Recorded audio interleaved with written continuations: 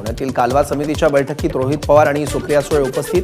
कर्जत जामखेडमध्ये 1 मार्चपासून कुकडीचं पाणी सोडण्याची मागणी अजितदारांकडून मान्य.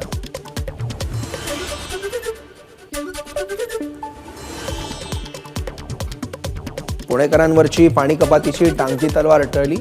पुणे जिल्ह्यात शेतीसाठी 7 टीएमसी पाणी सोडणार. कालवा समितीच्या बैठकीत निर्णय. शरद पवारांचे विश्वासू समजल्या जाणाऱ्या राजेश टोपेंनी घेतली अजित पवारांची भेट.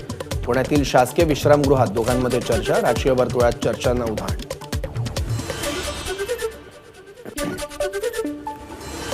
शिवसेनेच्या सर्व 13 खासदारांना तयारीला लागण्याचे मुख्यमंत्र्यांचे आदेश.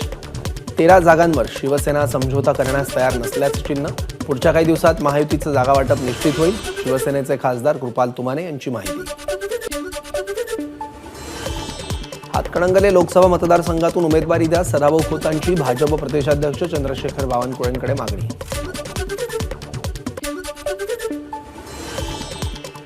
मी जनतेत राहून काम करणारा कार्यकर्ता, त्यामुळे लोकांचं प्रतिनिधित्व करण्याची संधी मिळावी. खासदार उदयनराजे भोसलेंनी बोलून दाखवली लोकसभा निवडणूक लढण्याची इच्छा.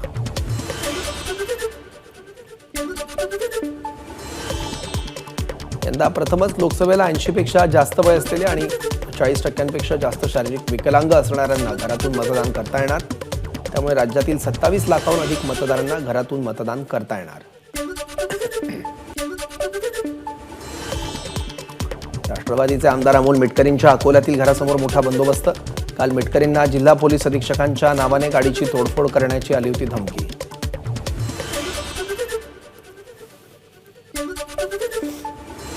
मुंबई महापालिकेच्या वतीनं धारावी कुंभारवाडा परिसरामध्ये डीप क्लिनिंग. मुंबई महापालिका आयुक्त इक्बाल सिंग चहल डीप क्लिनिंगमध्ये सहभागी.